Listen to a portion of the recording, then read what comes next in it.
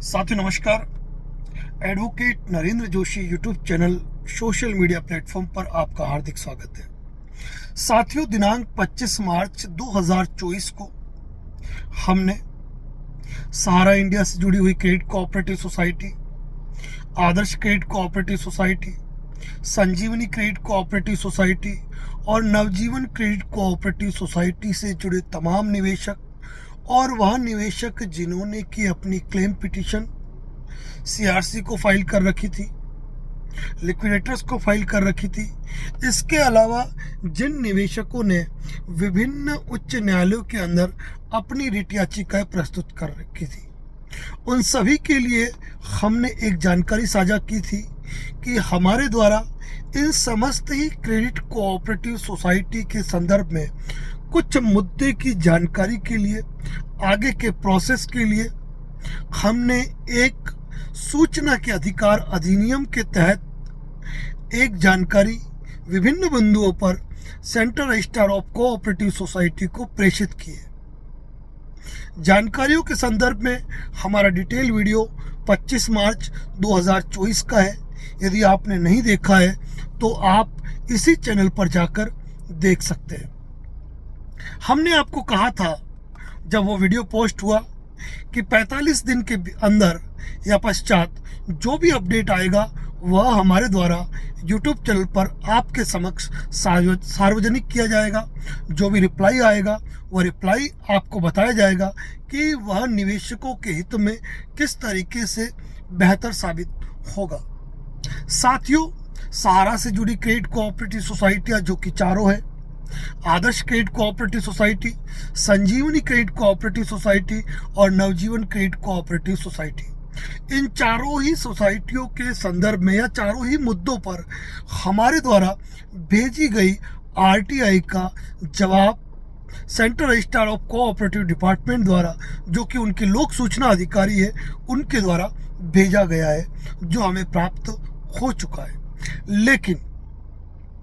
लेकिन बात यह है कि कुछ मुख्य बिंदु जिन पे हम जानकारी चाहते हैं और जो विशेष रूप से निवेशकों के हित की है, उन पर जवाब देते हुए लोक सूचना अधिकारी दाएं बाएं नजर आए, यानी कि स्पष्ट रूप से उस संदर्भ में उनके द्वारा कोई भी प्रत्युत्तर नहीं देते हुए आदर्श क्रेडिट कोऑपरेटिव, संजीवनी क्रेडिट कोऑपरेटिव और नवजीवन क्रेडिट कोऑपरेटिव में मामला लिक्विडेटर पर थोप दिया गया है। ऐसी स्थिति के अंदर जब सूचना के अधिकार के अधिनियम के अंतर्गत जब कोई स्पष्ट प्रोविजन जानकारी नहीं दी जाती है या सूचनाओं के अंदर जब पारदर्शिता नहीं होती है या सूचनाओं को घुमावदार तरीके से दिया जाता है, ऐसी स्थिति में आप द्वारा जो आपने सूचना के अधिकार के अंतर्गत आवेदन किया है उसके अंदर उन्हीं बिंदुओं पर अपील प्रस्तुत की जाती है प्रथम अपीलीय अधिकारी, यानी कि उस डिपार्टमेंट के जो अपीलीय अधिकारी है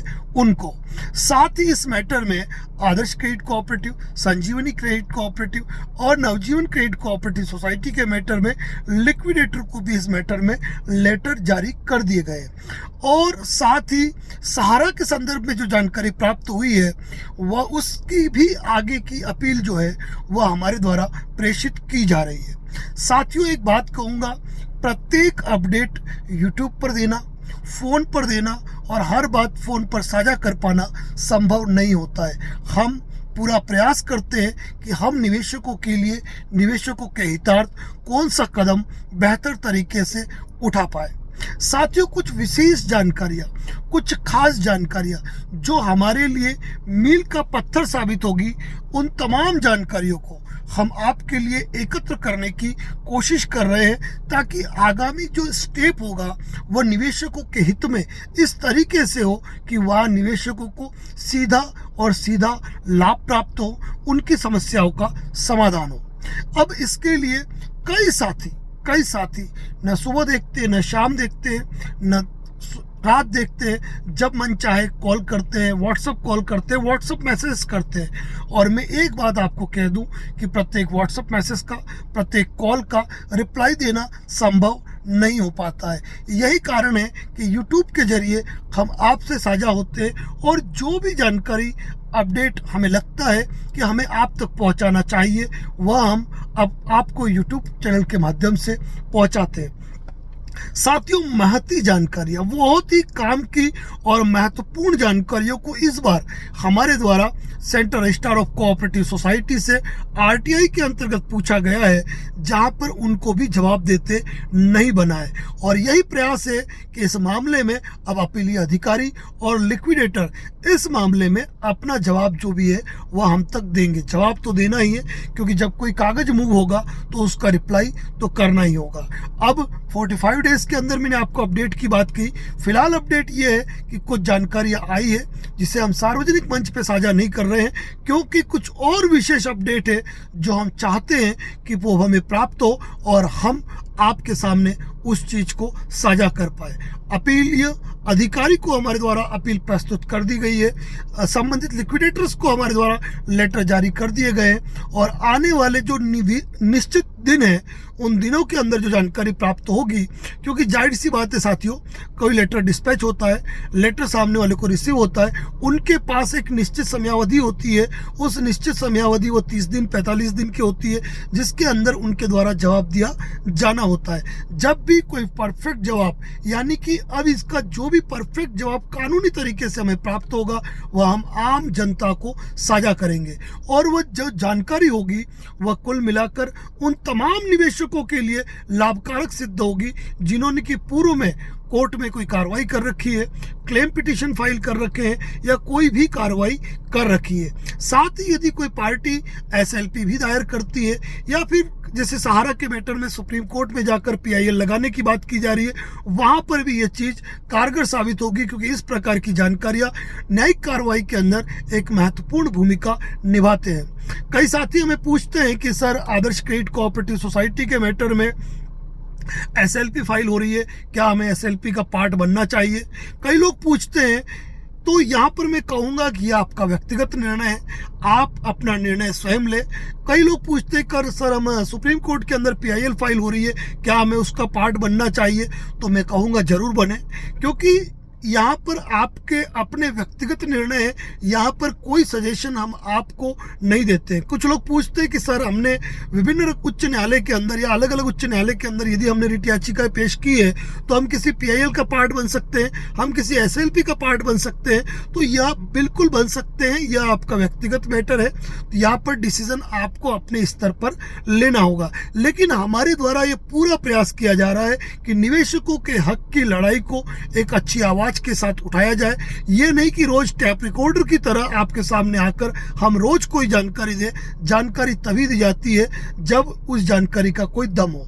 लगातार, चूंकि अभी भी मैं आपको यूट्यूब पर कोई भी जानकारी साझा करने वाला नहीं था, क्योंकि मैं चाहता हूं कि अपीलीय अधिकारी को भेजी गई जो आवेदन है वो और लिक्विडेटर को भेजे गए लेटर का जब जवाब आएगा तब मैं आपके साथ साझा करूंगा। लेकिन कुछ लोगों के लगातार फोन कॉल्स आ रहे हैं और वो चाहते हैं कि कोई जानकारी गोपनीय रहे नहीं, सारी बातें उनको बता दी जाए। और कुछ लोग व्हाट्सएप पे मैसेज कॉल पे कॉल करते हैं, नहीं पॉसिबल हो पाता है सभी के मैसेज कॉल का रिप्लाई करना।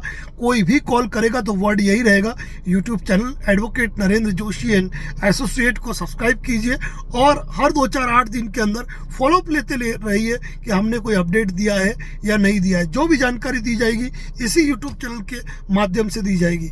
और फिलहाल तो चुनावी माहौल चल रहा है और चुनावी माहौल के अंदर किसी भी चमत्कार की उम्मीद तो किसी को करनी ही नहीं चाहिए। खैर, अब हमने इस मामले में जो आगे की प्रोसीडिंग की है, जो भी अपीलीय अधिकारी को की है, जो भी लिक्विडेटर को की है और सहारा के मैटर में जो अपील प्रस्तुत की जा रही है, उस मैटर में जो भी आरटीआई के अंतर्गत जवाब प्राप्त होगा हम आपको सार्वजनिक रूप से जरूर बताएंगे, चाहे वो सरकार के पक्ष में हो, सरकार के विपक्ष में हो। जैसा जवाब हमें प्राप्त होता है हम आप तक जरूर साझा करेंगे। साथियों, मैं विशेष रूप से कहूँगा बेवजह कॉल करके परेशान न करें। जो भी अपडेट होगी यूट्यूब चैनल के माध्यम से आएगी। यूट्यूब चैनल पे बने रहे और वीडियो को शेयर करें ताकि अधिक से अधिक लोगों को ये जानकारी मिल पाए। और बाकी ये है कि जैसे ही जानकारी प्राप्त होगी हम चैनल पे अपडेट करेंगे। बने रहिए हमारे चैनल पे। धन्यवाद। जय हिंद, जय मेवाड़, जय राजस्थान।